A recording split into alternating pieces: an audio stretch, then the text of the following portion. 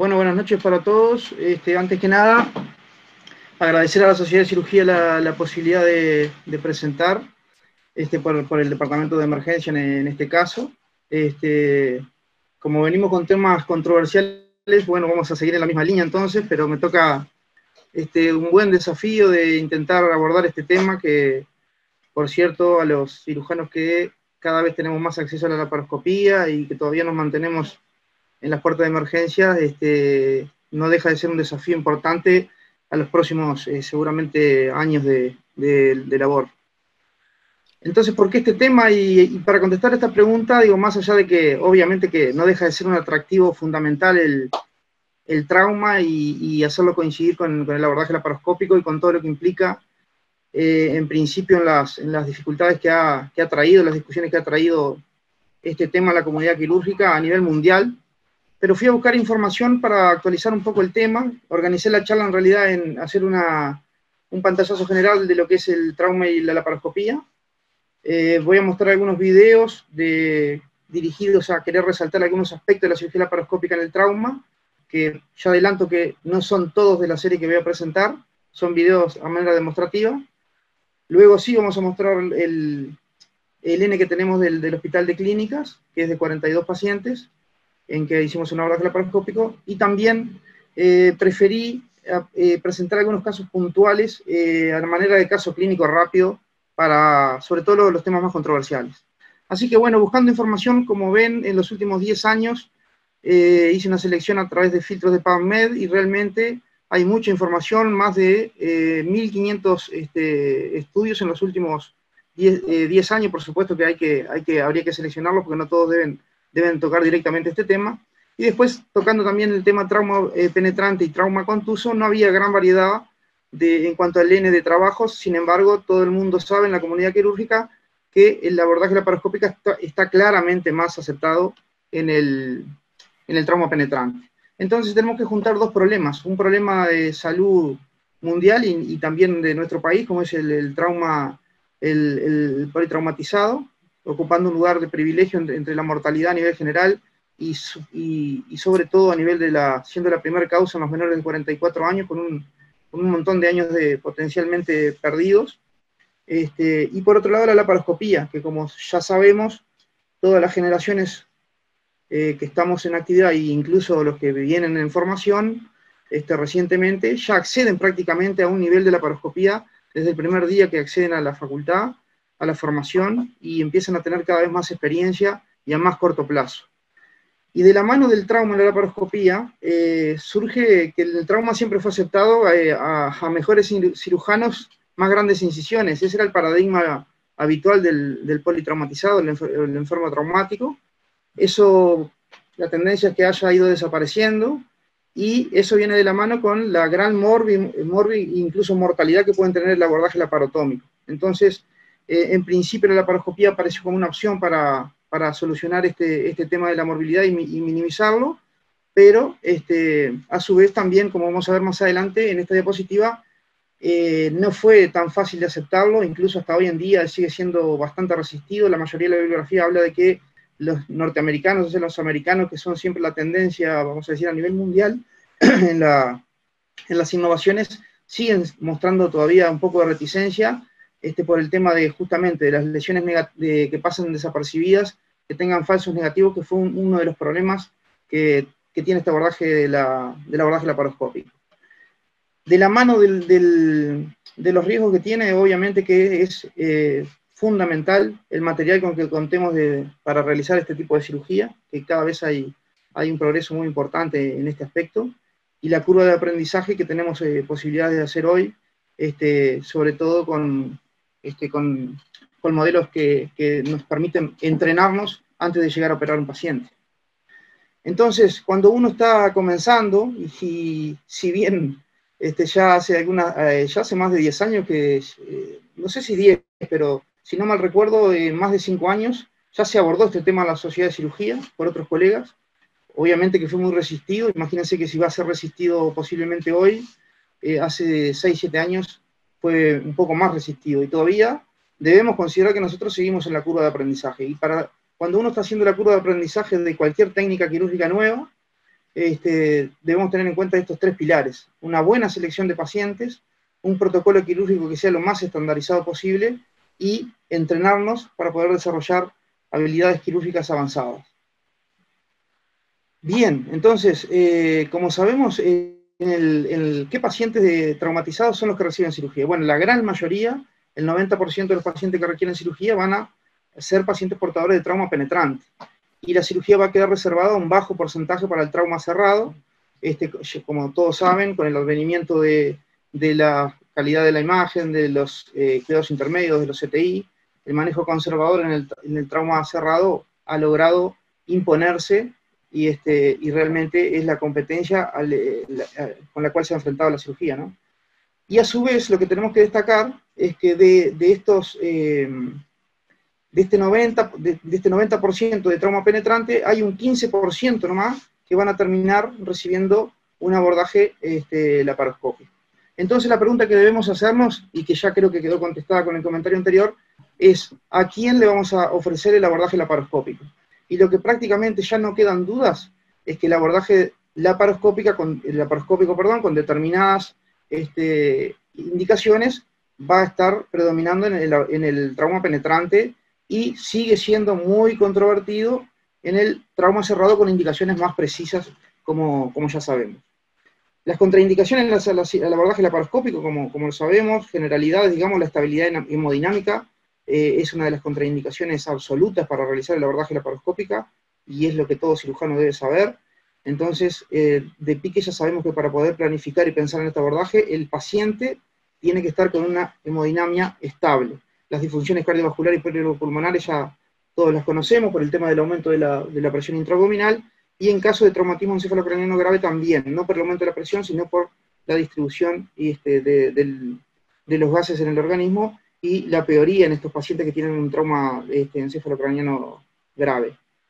El hecho de las laparotomías previas, como todos sabemos, cada día es más relativo, digamos, o sea que muchas veces terminamos operando con pacientes con cirugías previas, y apostamos a intentar comenzar con el abordaje laparoscópico. Y también yo creo que esto pasa a ser muy relativo, es la posibilidad de que el paciente tenga un epiprocelo, que esté viscerado, que antiguamente se manifestaba como que ese paciente tiene altísima chance de tener lesiones, y por lo tanto el abordaje laparoscópico se veía como una contraindicación relativa.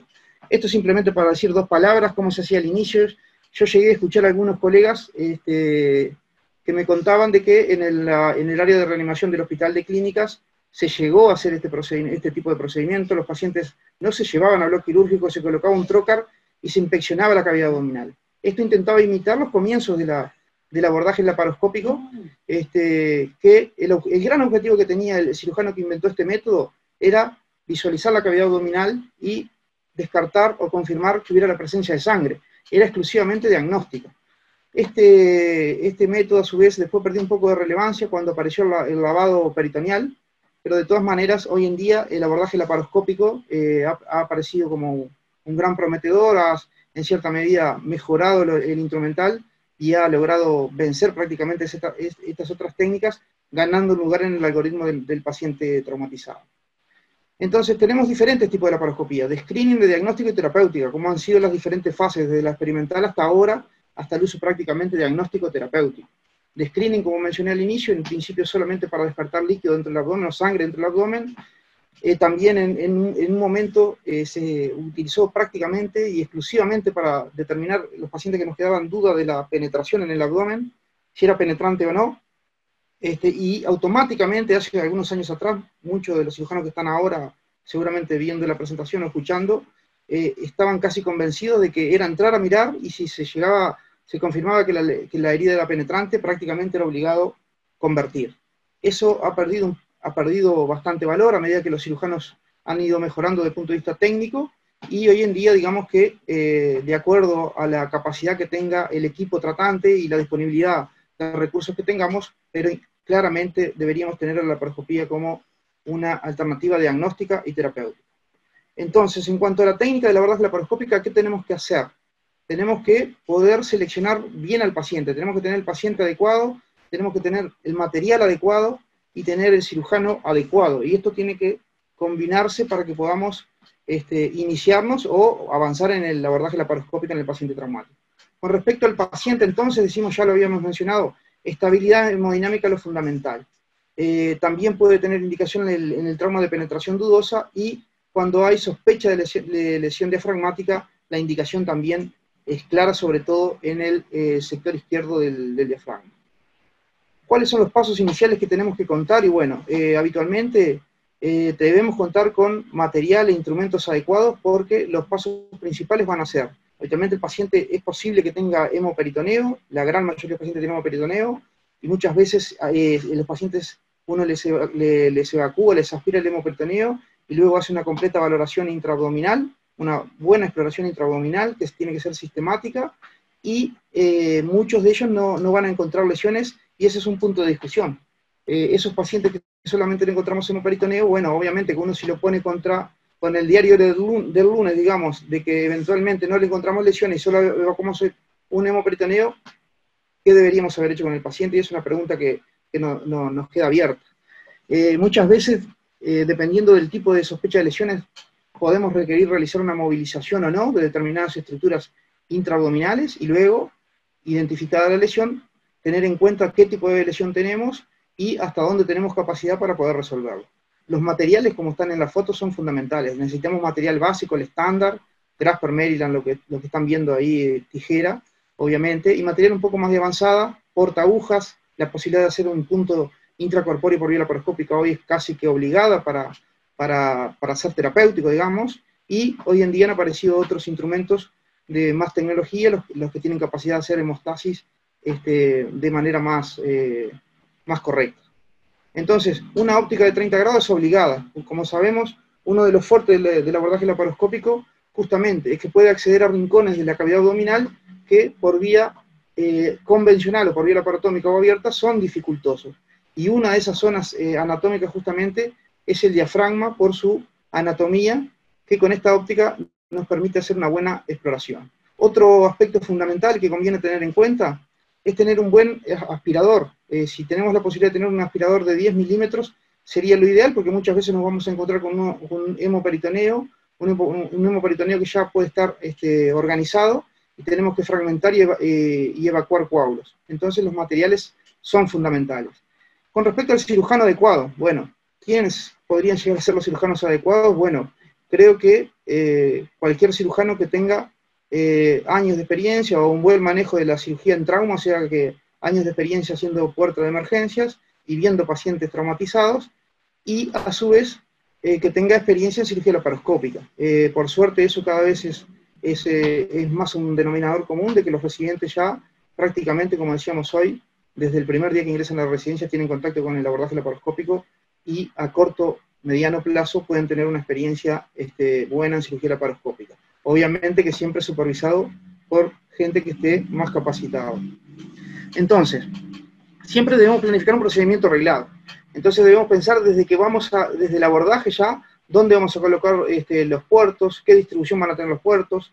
Una vez que colocamos bien los puertos, tenemos que jugar también con el tema de la laparoscopía, de la ergonomía, que es muy importante en cirugía laparoscópica, la posibilidad de la triangulación, que vamos a mencionar adelante, que es fundamental, dependiendo del foco, donde pensemos que va a estar el máximo foco de nuestra atención, y vamos a tener que jugar con la ergonomía y con los movimientos de camilla, y si tenemos posibilidad de tener uno más monitores, mejor, para no movernos como cirujanos, no cambiar tantas veces de posición durante el intraoperatorio. Una vez que colocamos los trócares y que logramos una buena exposición, vamos a tener que evaluar la penetración. Luego que evaluamos la penetración, habitualmente, como se imaginarán, puede pasar en algunos casos que haya lesiones que no sean penetrantes, entonces el procedimiento prácticamente finaliza rápidamente. Si bien hay que realizar una valoración, pero si no es penetrante, ya podemos tener la certeza de que no va a haber lesiones. Evaluar sistemáticamente, tener una sistemática, quiero decir, con respecto a la cavidad abdominal, identificar y reparar lesiones en el caso de que se pueda, lesiones, o en el caso de que haya hemorragia o contaminación. Entonces, con respecto a los puertos, los trócares, ya mencioné lo de la triangulación, es el mismo concepto para la cirugía laparoscópica cuando uno va a hacer cualquier procedimiento, pero habitualmente todos los autores prácticamente ponen este dibujo, que es, colocar la óptica en posición periumbilical, y luego vieron que se dibuja una forma de rombo entre lo que son la espina ilíaca anterosuperiores, el apéndice cifoide y la sínfisis del pubis, y de manera circular ir colocándole los trócares, dependiendo del cuadrante del abdomen que queramos abordar con más profundidad. Teniendo en cuenta esto, es donde nos vamos a colocar y donde vamos a colocar los monitores. Acá les quiero mostrar un video, que sería cuando uno quiere corroborar si hay penetración o no. En este caso les traje un video que es negativo. Ahí donde ustedes ven, este es un paciente joven con una herida de flanco derecho. Ahí tenemos al cirujano o al ayudante que se está apoyando. Disculpen la calidad de la imagen, pero es un video antiguo, con una mala calidad de imagen, digamos. Pero en este caso, no es una lesión penetrante. De todas maneras, se inspecciona la cavidad abdominal. Por si eventualmente pudo haber pasado desapercibido. Uno tiene otras posibilidades, más allá del dedo, tiene la posibilidad de introducir suavemente, eventualmente una americana y buscar el recorrido, o no. Pero en este caso, en este paciente, les puse uno que era por la negativa, o sea que este paciente tiene una herida por arma blanca que era no penetrante. Estos videos, recuerden que los que estoy mostrando son a manera de ejemplo de lo que uno tiene que ir pensando cuando realiza un abordaje laparoscópico. De hemoperitoneo, les voy a quedar debiendo el video y la foto, pero eventualmente es muy importante, como decíamos, el hemoperitoneo va a estar en un gran porcentaje de pacientes, y uno tiene que tener una idea de los diferentes grados de hemoperitoneo que vamos a identificar, porque dependiendo de eso nos va a permitir avanzar o no con el abordaje laparoscópico. En ese sentido, entonces, se clasifican básicamente del 0 al 3. El 0 y el 1 serían los hemoperitoneos que uno aspira rápidamente, que son escasos y que prácticamente queda seca la cavidad abdominal. El 2 y el 3, el 2 sería un hemoperitoneo que uno lo aspira, pero se vuelve a juntar sangre y a formar un nuevo hemoperitoneo, y el masivo es que uno ingrese y prácticamente no tenga capacidad de poder lograr una visión. Obviamente que hay que ver si realmente sus pacientes se encuentran hemodinámicamente estables, que es lo fundamental para realizar el abordaje laparoscópico, como habíamos dicho previamente. Bien, una vez que estamos entonces dentro de la cavidad abdominal, ya solucionamos o no el tema del hemoperitoneo, debemos realizar una exploración e identificación de lesiones. Y ahí lo que les quiero mostrar es una serie de videos cortos para más o menos tener una variedad de lesiones, de casos que hemos ido juntando con algunos de los compañeros que ayudaron con la presentación de este trabajo. En este caso es un paciente con una lesión, una herida de arma blanca a nivel de tórax abdominal izquierdo, y por tomografía se identificó una lesión diafragmática, que ya la vieron ahí. Se hace la exploración rápidamente, y una vez identificada la lesión diafragmática, se reintroduce el epiplón, en este caso que estaba ocupando ahí, estaba intentando salir a través de la lesión diafragmática. Se reintroduce la cavidad abdominal y se cierra con material, en este caso se utilizó etibón. Pero básicamente, digo, uno tiene disponibilidad de diferentes materiales, preferiblemente irresorbibles, o bueno, resorbibles a largo plazo. Así que bueno, ahí estamos viendo la rafia. Vieron que lo que les decía yo, una condición indispensable para poder utilizar el abordaje laparoscópico de manera terapéutica, es que uno tiene que tener un dominio de lo que es realizar puntos intracorpóreos y realizar una sutura intracorpórea, como es este caso. Este caso me lo pasó un colega, el doctor Varela, que debe estar mirando la presentación, que lo operó con otros compañeros.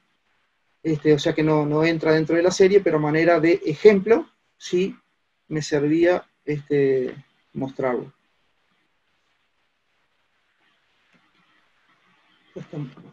Ya queda poquito. Vieron que le hizo una comisura, ahora fue a la otra comisura, y va a juntar prácticamente las hebras a la mitad de la herida cuando cierre la sutura.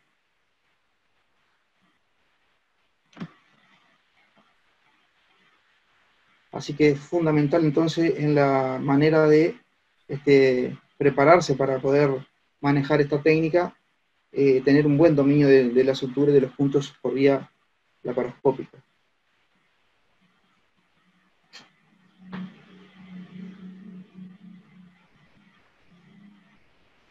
Bien, en este caso hice una disección del gastrocólico porque quedaba la duda si no había una lesión a nivel de la curvatura mayor gástrica, que se descartó, y el paciente tuvo una buena evolución.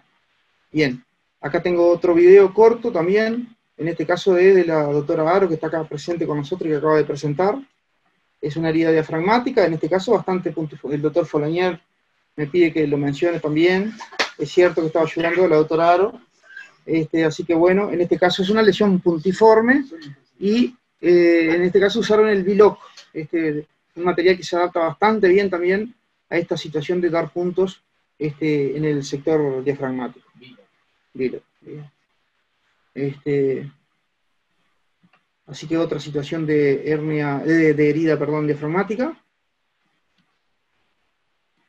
Les voy a mostrar otros casos cortos. En este caso era una herida de derma, un hombre joven, una herida de derma blanca en el hipocondrio izquierdo, flanco izquierdo, penetrante claramente. En este caso sí es personal, con Camila también, con Camila Aro.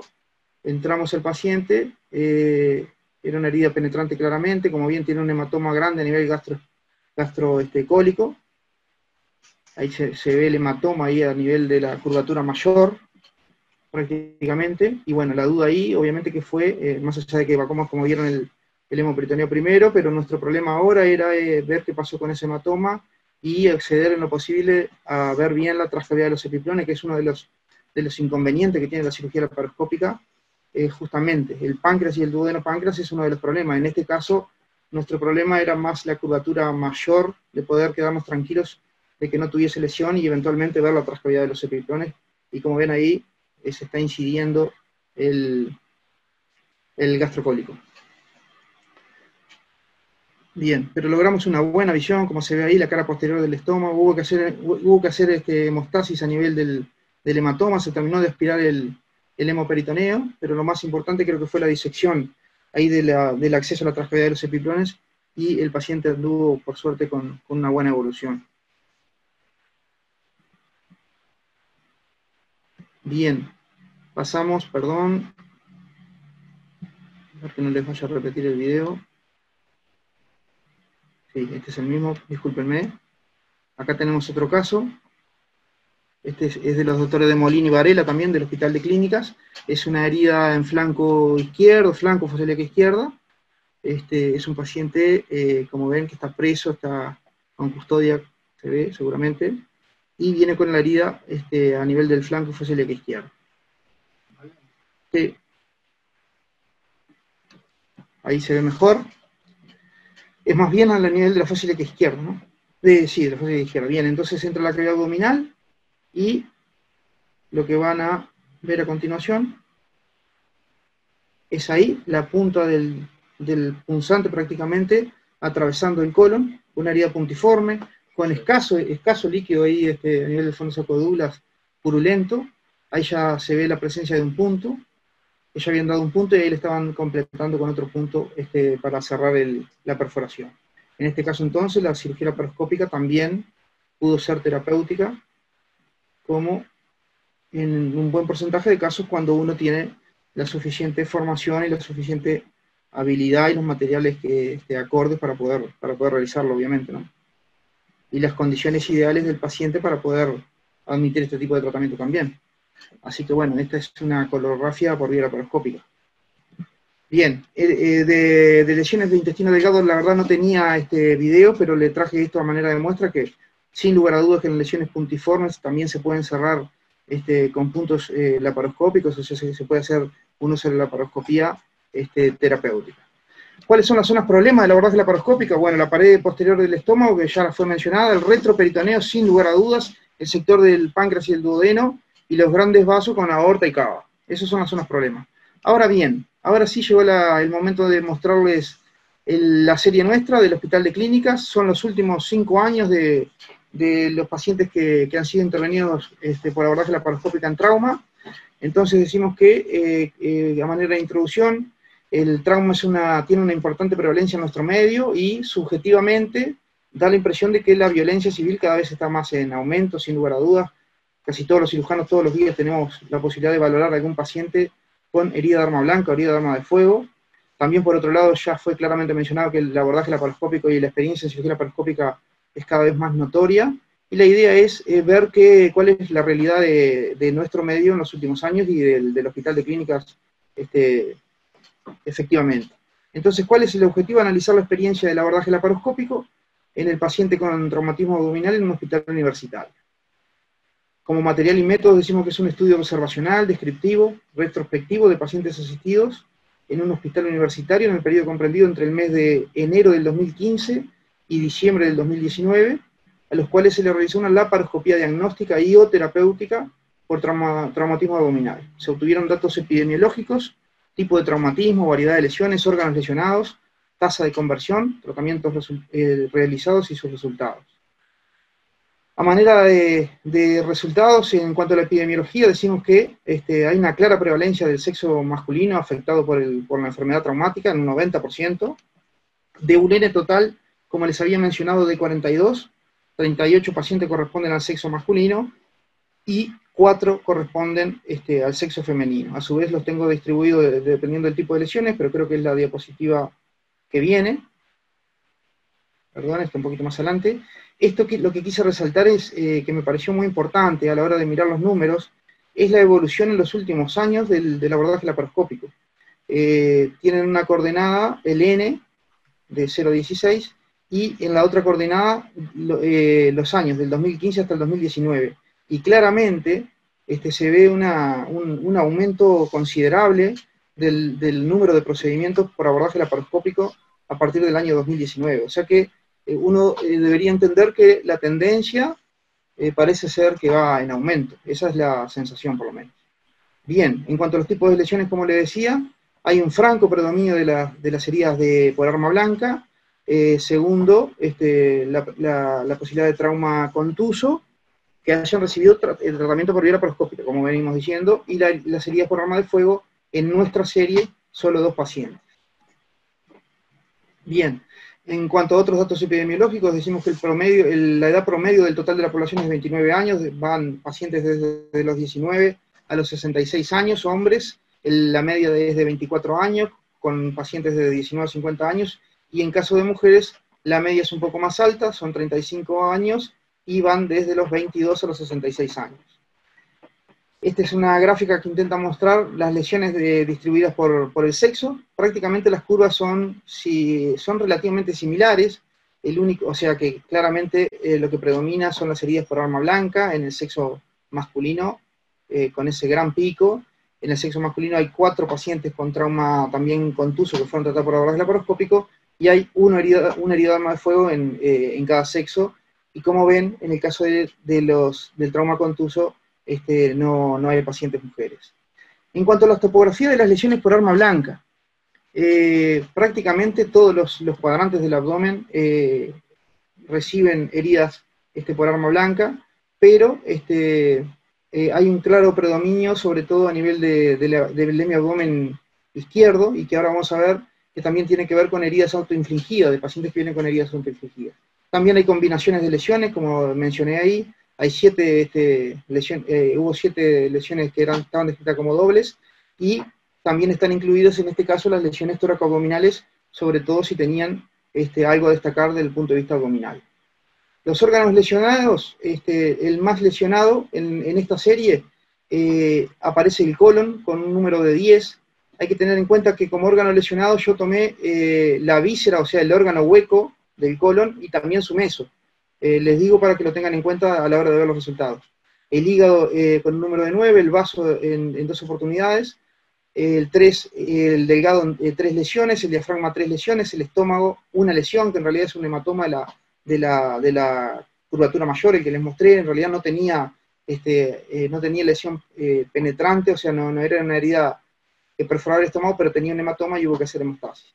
Hubo hematomas de pared, hubo lesiones de epiflón, hubo una lesión retroperitoneal, y hubo 2 lesiones, laparoscopías que no fueron penetrantes. Esto es lo que les comentaba, que dentro de las heridas del abdomen izquierdo, no solamente del abdomen izquierdo quiero decir, pero dentro de las heridas de arma blanca hay un 15% de heridas autoinfligidas, y ahí se las destaqué, prácticamente le puse las 6 que logré encontrar del estudio. Hematoma de mesocolon izquierdo, con una herida de la fosa ilíaca izquierda. El paciente que requirió un tratamiento quirúrgico por tener una lesión puntiforme en el colon, era una herida de arma blanca a nivel del hipocondrio derecho, autoinfligida, y ese paciente recibió una colorrafia del colon transverso por vía laparoscópica. Hubo hematoma de Piplón, hubo también hematoma de pared, en un caso de una herida a nivel de la línea media. Hubo un caso de que el paciente no tenía lesiones, y otro paciente en caso de una laparoscopía, que podemos decir no terapéutica, con una herida también en flanco izquierdo. Y como ven, un alto porcentaje, cerca del 70% de los pacientes, la herida autoinfligida, como el mecanismo de lesión que sabemos, es a nivel del flanco izquierdo y la fosa izquierda. Bien, ¿cuáles fueron los tratamientos que se realizaron? Incluyendo la laparoscopía y en algunos casos de conversión. Y los tratamientos realizados: en el colon hubo 6 rafias en las heridas de arma blanca, en el delgado hubieron 2 rafias, también en herida de arma blanca, el diafragma 2 rafias por herida de arma blanca, y el estómago, la herida que le mostré, una hematoma de la curvatura mayor, que fue una exploración. Con respecto a la herida de arma de fuego, se realizó una rafia diafragmática por vía laparoscópica, y en el trauma contuso se realizó una rafia de delgado, y hay 2 casos de que los tomé como terapéuticos, porque el cirujano en el intraoperatorio identificó sangrado a nivel esplénico, y tomó alguna actitud terapéutica, en este caso usar algún material hemostático para rodear el vaso, y con eso logró controlar el sangrado.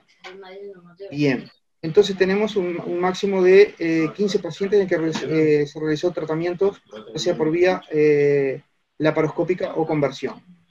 Entonces, la laparoscopía terapéutica, como les destaqué en esta gráfica, se utilizó en un alto porcentaje de pacientes. 12 pacientes recibieron laparoscopía terapéutica. En 3 heridas de colon se le realizó colorrafia laparoscópica, en 2 heridas de delgado, rafia de delgado laparoscópica. Los diafragmas se resolvieron 2 casos por herida laparoscópica, por abordaje laparoscópico, quiero decir, perdón, y en el estómago la exploración que les mostré.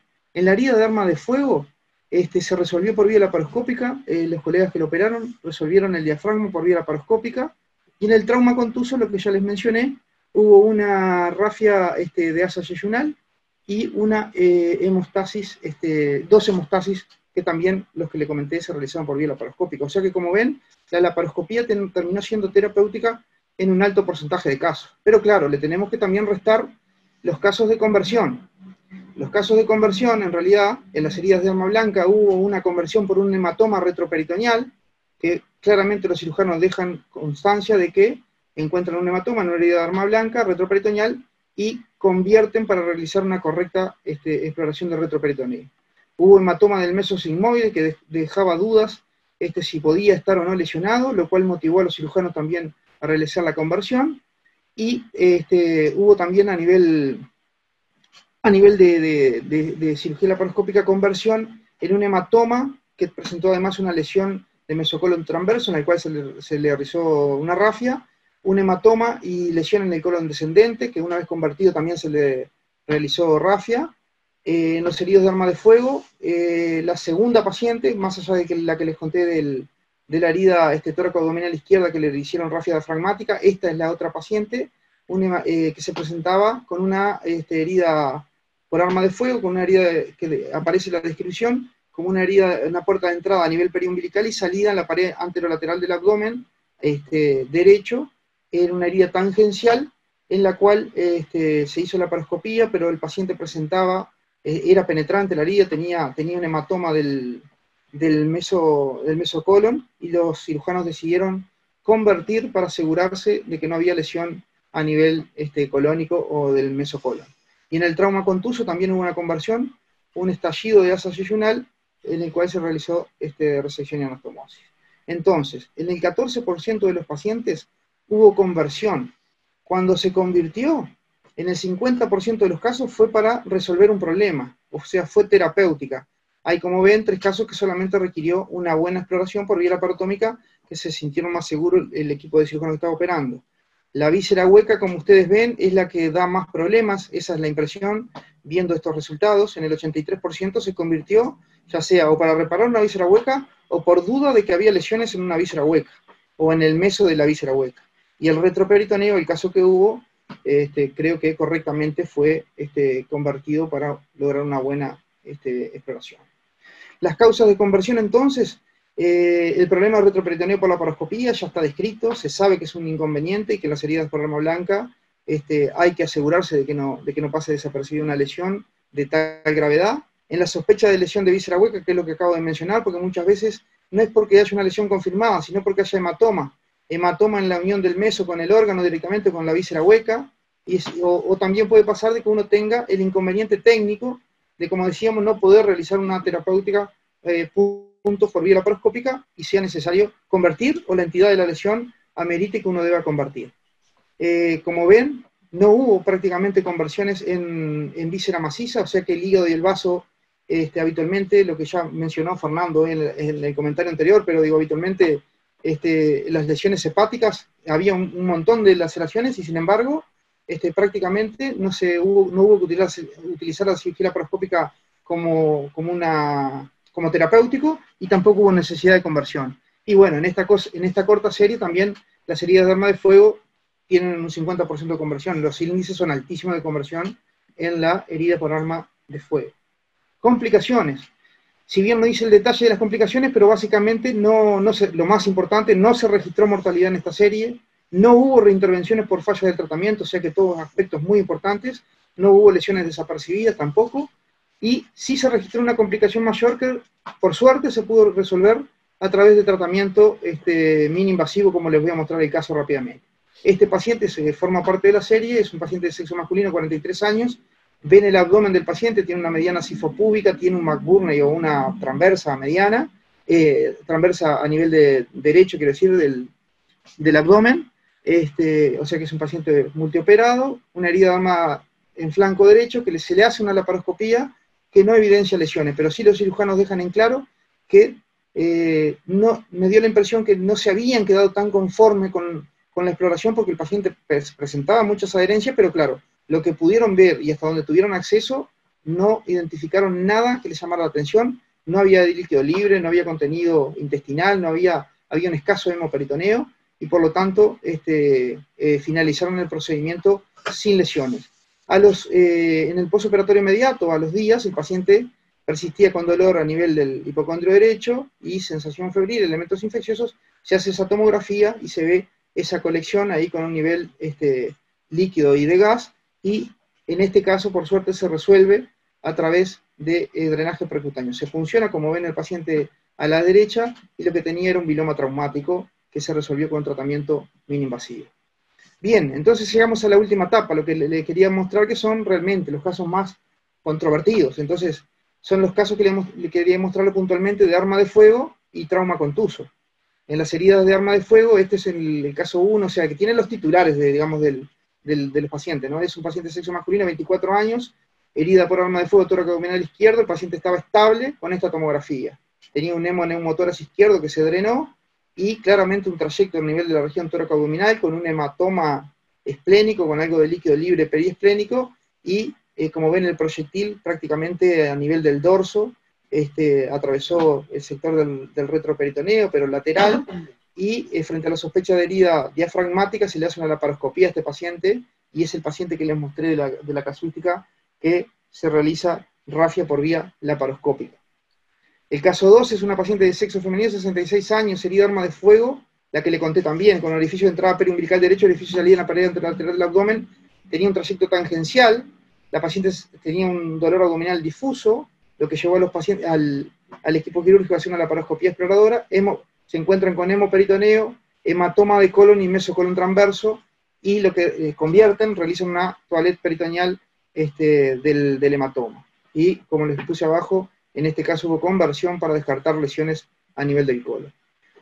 Les voy a contar rápidamente los casos de trauma contuso. El caso 1 es un paciente de sexo masculino, 54 años, politraumatizado, motociclista de alta cinemática, impacta contra un árbol.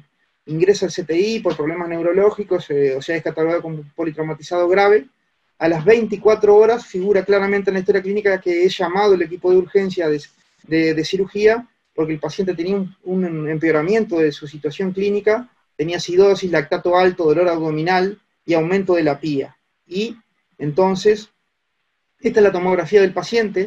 En realidad, tomográficamente, lo que destacaba era un hematoma a nivel de la curvatura mayor gástrica, un hematoma importante que no quedaba claro si afectaba o no en cierta medida el mesocolon, y yo creo que entre la teoría clínica y la tomografía, que no estaba tan clara, fue lo que llevó a los cirujanos a la cirugía, que en realidad lo que hicieron fue una nueva exploración, una exploración quiero decir, evacuaron algo de líquido perihepático y periesplénico, encontraron un hematoma a nivel de la curvatura mayor. En este caso estaba todo bloqueado, prefirieron no tocarlo, y el paciente no le objetivaron otras lesiones.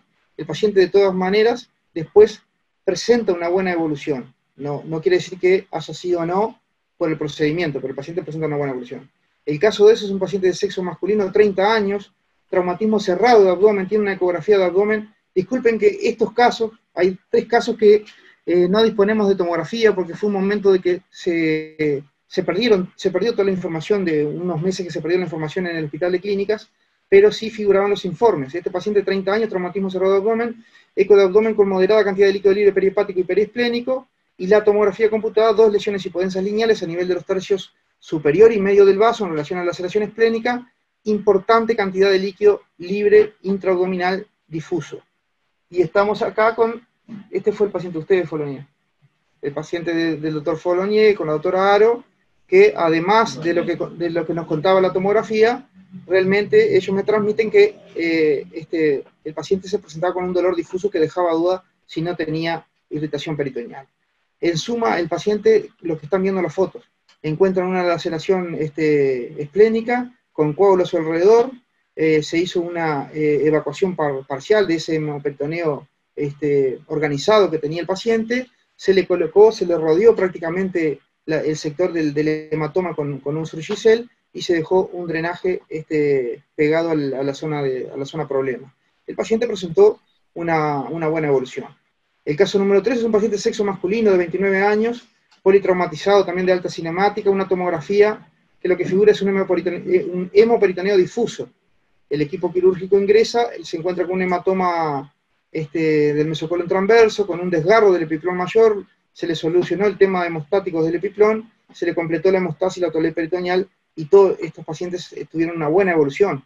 El caso 4 es un paciente de 24 años, politraumatizado grave, trauma contuso toracoabdominal izquierdo, sobre todo predomina el hipocondrio izquierdo, una tomografía con un neumoperitoneo y leve cantidad de líquido libre intraabdominal de distribución difusa. En el intraoperatorio, vaso sin sangrado activo en el polo superior, y asa yeyunal con estallido.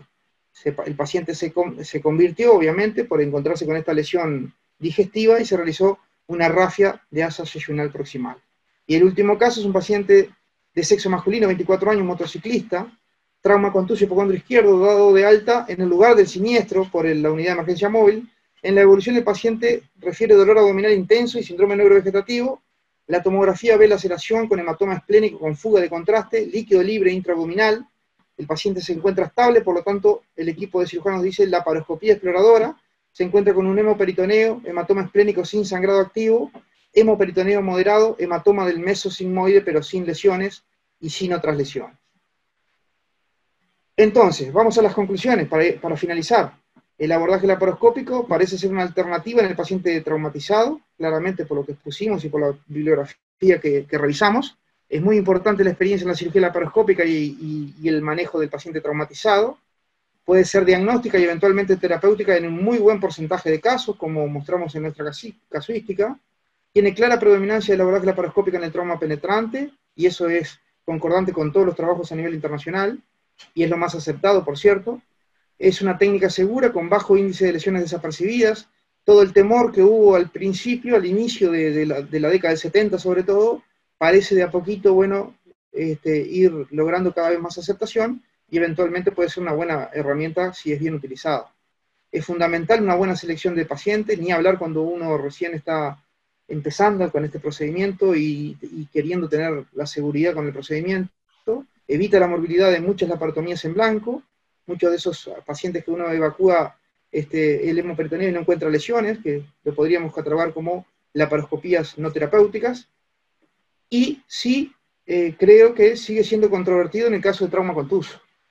Pero bueno, es la puerta abierta y el punto de discusión que queda entonces. Gracias. Bien, muchas gracias, doctora Almada. Sí, está abierta para comentarios la presentación del tema. Doctor Bolachini. Señor presidente, doctor Salón, obviamente que no tengo ninguna experiencia personal en el caso, pero quiero felicitar a los presentadores. Algún detalle de la historia. Nunca la laparoscopía en nuestro país la hacía un cirujano, la hacía un gastroenterólogo y después un alumno de él, otro gastroenterólogo, que eran muy buenos, y yo le debo el agradecimiento personal que me hicieron la laparoscopía que se hacía con anestesia local, a mí personalmente.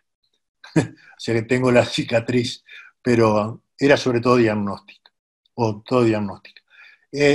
Intentamos cuando se hicieron los primeros cursos de la Universidad de Santander, acá en Uruguay, empezar con el lavado peritoneal y nunca se desarrolló. Se hicieron algunos casos escasos, pero el lavado peritoneal, como teníamos al doctor Negroto, al que me refería, que era el que nos hacía esto, no avanzó el lavado peritoneal. Era toda la laparoscopía.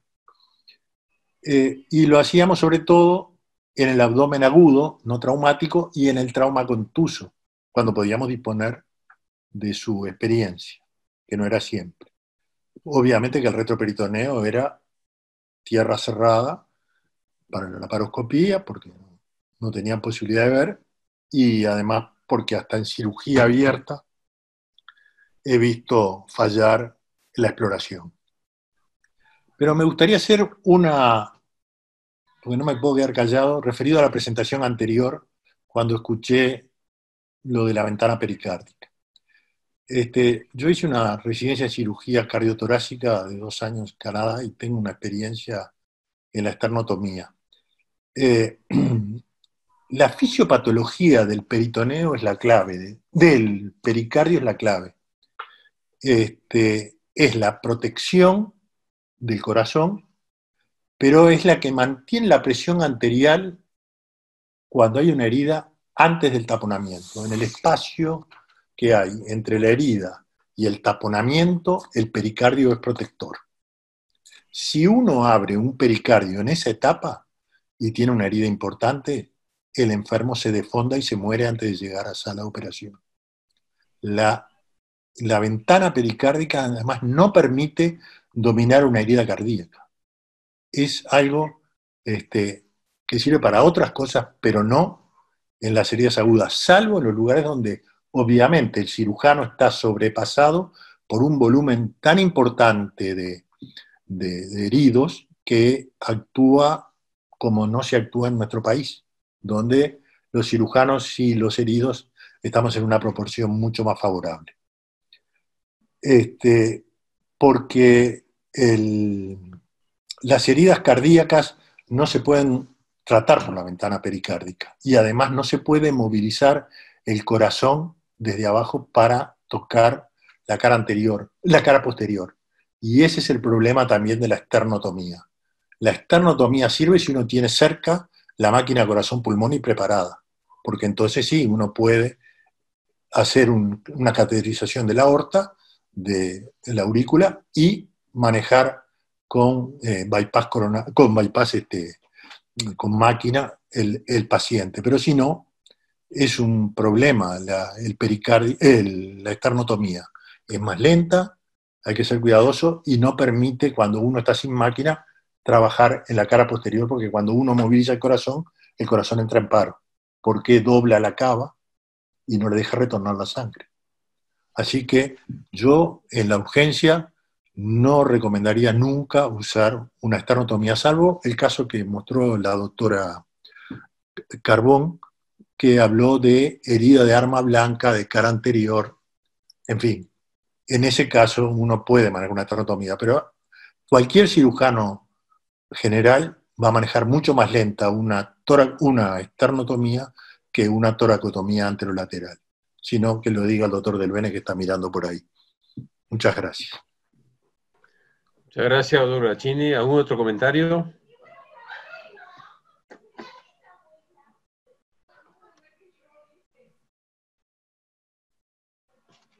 Andrés Berría.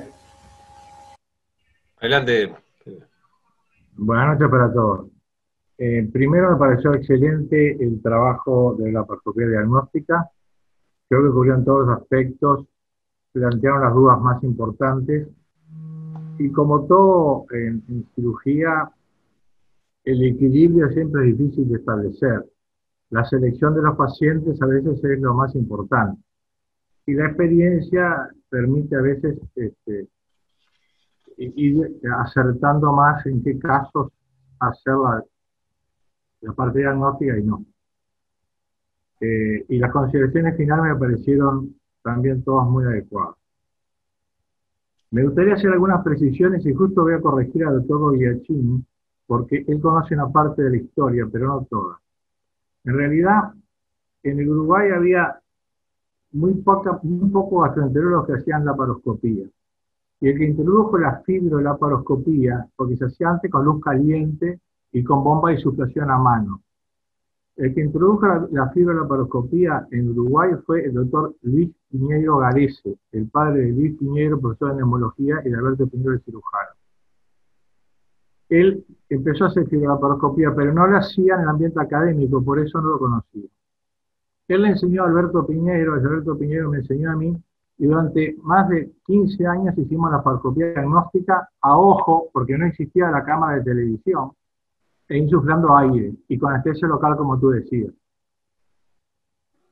Tanto es así que el primer trabajo que está publicado en la Sociedad de Cirugía de la laparoscopía diagnóstica está publicado en 1980, 10 años antes de que apareciera la laparoscopía con video, y era sobre la laparoscopía diagnóstica en la difusión de los tumores. El doctor Negrotto fue el que la difundió muchísimo, sobre todo en el ambiente académico y también en el ambiente privado. Nosotros trabajamos prácticamente en el ambiente privado, y en algunas oportunidades teníamos que hacer, era sobre todo en caso de CTI, que nos pedían que descartáramos patología traumática abdominal en pacientes que estaban a veces muy sedados o con traumatismo de cráneo y tenían dudas. En segundo lugar, en el año 1994, la Sociedad de Cirugía presentó, después que había aparecido la colecistotomía laparoscópica y era lo que se hacía, no se hacía, todavía estaba, no se había difundido la posibilidad de hacerla al resto de las cirugías como ahora. En 1994, en el Congreso Argentino de Cirugía, la Sociedad Uruguaya de Cirugía llevó el tema laparoscopía diagnóstica.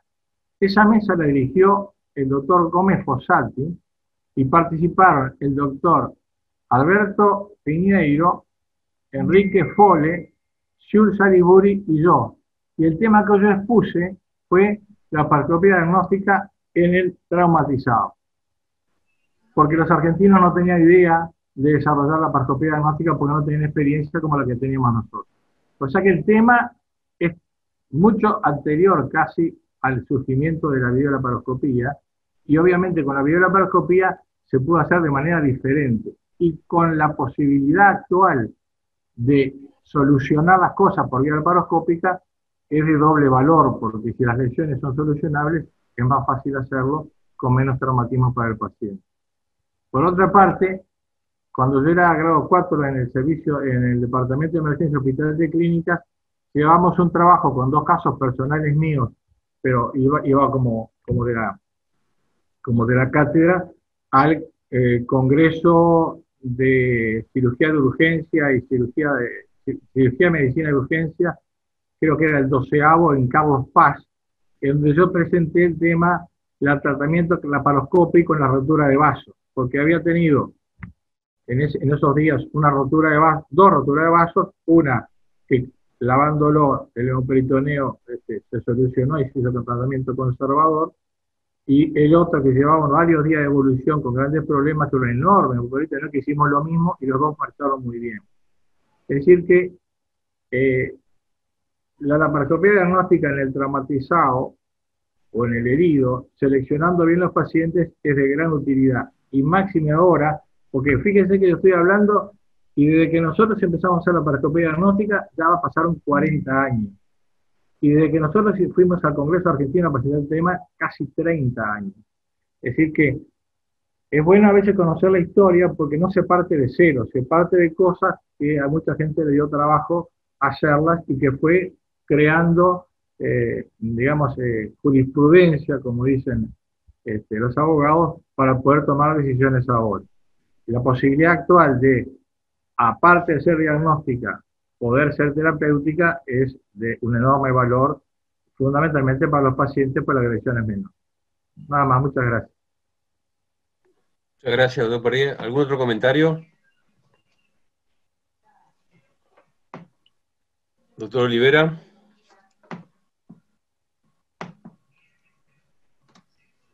Estás silenciado, Eduardo. Perdón. Hola, sí, no, primero felicitar a Mario la presentación, muy buenos los casos clínicos. Sin lugar a duda, la laparoscopía en el trauma tiene sus indicaciones precisas y también uno tiene que ver dónde está. Yo me acuerdo, nosotros habíamos presentado en una mesa de trauma cuando éramos residentes y teníamos, y una de las razones que habíamos hecho el trabajo es que no teníamos disponibilidad de laparoscopía en ese momento en la urgencia del Pasteur y teníamos un 50% de laparotomías en blanco por heridas de arma blanca. O sea que se hubiesen, es decir, y dentro de eso se hubiese, es decir, hubiésemos ahorrado un 50% de procedimientos laparotómicos, es decir, con su morbilidad que tiene, más aún muchas veces en los pacientes que son carcelarios, que esa herida que hacen en fosa ilíaca izquierda muchas veces son autoinfligidas, la van haciendo lentamente y muchas veces no tienen lesiones, pero bueno, evidentemente ahí se ve una lesión de colon que fue solucionada, y se ve claramente el punzante, ¿no? El corte carcelario. De la laparoscopía diagnóstica, lo que acaba de decir Perrier, y sí, es decir, acá el equipo, es decir, yo empecé dentro de las guardias con uno de los que se había formado dentro de ese equipo, que era con el doctor Fole, que fue cirujano de guardia del Pasteur, pero el doctor Estapé conocía muy bien al doctor Yanio, que es uno de los precursores en Latinoamérica, en América, toda América, norte y sur y centro, de la laparoscopía en el abdomen agudo. Y estamos hablando de que si yo leía el libro, uno de los libros que le había regalado al doctor Estapé, al profesor, él empezó alrededor de 1960 o un poco antes, haciendo la laparoscopía diagnóstica.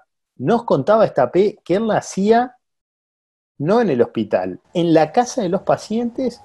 Y dice, yo eso ya no, es decir, si era algo folclórico, pero decía como que a veces hacía la laparoscopía en la casa de los pacientes, arriba de la mesa de la mesa del comedor, como uno ve la foto de la cirugía de Aparicio Saravia, ¿no? Una cosa, y estamos hablando ya 1960, 1970, y también una de las cosas que el hecho de que en Cuba tenía un gran desarrollo la cirugía, no la cirugía, la laparoscopía diagnóstica y algunos procedimientos ginecológicos que ellos hicieron también, dado la gran experiencia que tenían en la laparoscopía, como ligaduras de trompas, alguna oforectomía, fue que en Estados Unidos, y sobre todo en el tema del trauma y el abdomen agudo, lo dejaron muy de lado y ellos prácticamente propulsaron el tema del lavado peritoneal diagnóstico y ni hablaban de la laparoscopía porque en Cuba lo hacían con una gran solvencia y ellos habían sido los precursores.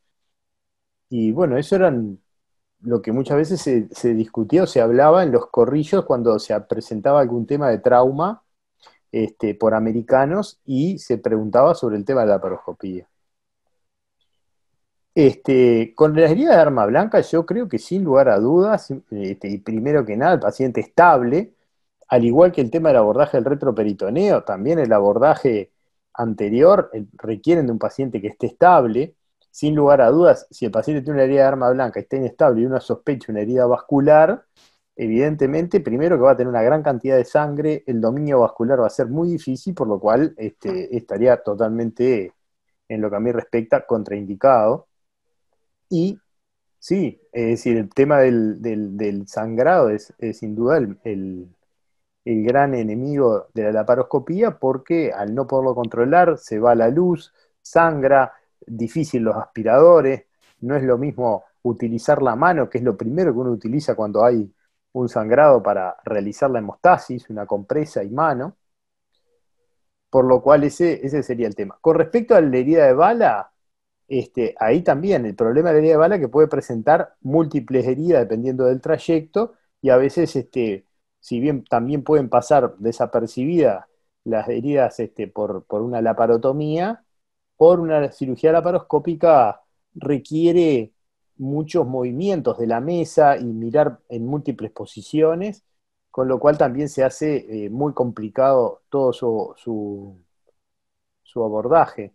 Pero eventualmente puede ser para el inicio en el tema diagnóstico y decidir una conversión. Nada más. Felicito Muchas a los gracias, Eduardo. autores de traer el tema este. Bueno, muchas gracias. Por razones de tiempo, yo les voy a hacer simplemente 2 comentarios finales. Me parece que felicitarlos, me parece que es un tema muy interesante, muy bien presentado, que daría para discutir muchísimas horas, porque hay muchos aspectos interesantes para analizar. Me parece que la casuística es importante, son 42 pacientes, son 10 años de experiencia. Creo que es evidente por los números que ustedes mostraron que la laparoscopía en el traumatismo abierto se impone como un método muy eficaz, porque tuvieron un 90% de efectividad, digo. En el trauma cerrado, yo creo que la tomografía sigue siendo el estudio dominante, ¿verdad? En el trauma cerrado. Y la clave acá está la hemodinamia. Los pacientes que tienen buena hemodinamia son los que son aptos para hacerse una laparoscopía. Creo que eso es un poco la limitante que tiene este método. Lo mismo que para la tomografía, ¿no? Que pasa lo mismo. Lo que creo que sin duda hoy la laparoscopía es la mejor forma de explorar el abdomen. Cuando el paciente hemodinámicamente está estable y uno puede hacer una laparoscopía, creo que hay que hacerla, porque hoy se da la situación que los cirujanos jóvenes tienen más experiencia en laparoscopía. Y la pueden hacer, incluso tienen más experiencia en laparoscopía que en cirugía abierta. Que hacen más cirugía laparoscópica que cirugía abierta. Entonces, creo que la situación se invirtió y eso permite que el escenario sea ideal para que avancen en lo que es el uso de la laparoscopía en el trauma. Y eso creo que se está demostrando por las cifras que he mostrado y por los números, ¿verdad? Obviamente que el otro aspecto que no hay que perder en cuenta es que la laparotomía es un camino sin retorno. Uno cuando hace una laparotomía ya está. En cambio, la laparoscopía siempre permite esa ventana de cuando el paciente uno no queda conforme o la situación no es la adecuada, hace la laparotomía, pero lo opuesto es imposible. Obviamente que hay zonas de la cavidad abdominal, el retroperitoneo, que es difícil de explorar por la laparoscopía, pero también es difícil de explorar por la laparotomía, tampoco es la panacea la laparotomía, como ustedes lo dijeron recién. Y aparte, acuérdense en que siempre explorar el abdomen, hoy con las cámaras de alta definición, con la ventaja que da los accesos hoy laparoscópicos, es espectacular. Uno tiene una exploración del peritoneo que antes no tenía con ópticas anguladas, visiones anguladas. Uno accede a zonas del peritoneo que por cirugía abierta es muy difícil de llegar. Y hoy ustedes eso lo manejan, entonces creo que el escenario es el mejor. Creo que lo mismo pasó con el apéndice. ¿Por qué la apendicectomía laparoscópica no prosperó? Porque evidentemente los cirujanos que hacían urgencia no tenían experiencia en la laparoscopía. Entonces la vedette era la colecistectomía, que la hacían los cirujanos que habían iniciado el camino de la cirugía laparoscópica y la gente joven no hacía apendicectomía. Hoy la apendicectomía es laparoscópica, como debe ser, porque realmente es mucho mejor para explorar el abdomen y para hacer la resolución de los cuadros. Y bueno, y por último les quería decir que me parece muy importante documentar la experiencia, creo que es una experiencia interesante, y creo que como consejo final, me parece que sería muy importante que ustedes plasmaran esto escribiendo este trabajo. Que esto no pasara solo en la presentación, que se tomaran la molestia de escribirlo. Hoy tenemos, la Sociedad de Cirugía está rehabilitada la revista online de la sociedad, y sería muy importante que estos trabajos ustedes los se escribieran y quedaran escritos y documentados en la sociedad, porque es la forma de que esta experiencia se mantenga, se transmita, como dijeron hoy al principio. Doctor Perrier, hay experiencia que existe ya escrita en la Sociedad de Cirugía de pioneros en la laparoscopía, que ni siquiera eran cirujanos, y eso está escrito y se puede. Lo que no se escribe, las palabras se las lleva el viento, entonces esto hay que escribirlo y plasmarlo en documentos para que esta experiencia quede un poco consolidada. Así que bueno, no, me resta más que agradecer por las presentaciones, creo que fueron muy buenas, de gran valor, realmente han sido de un importante aporte. Así que muchas gracias y seguimos entonces en la próxima sesión. Saludos Gracias para por los todos. comentarios. Gracias, chao, chao. Gracias.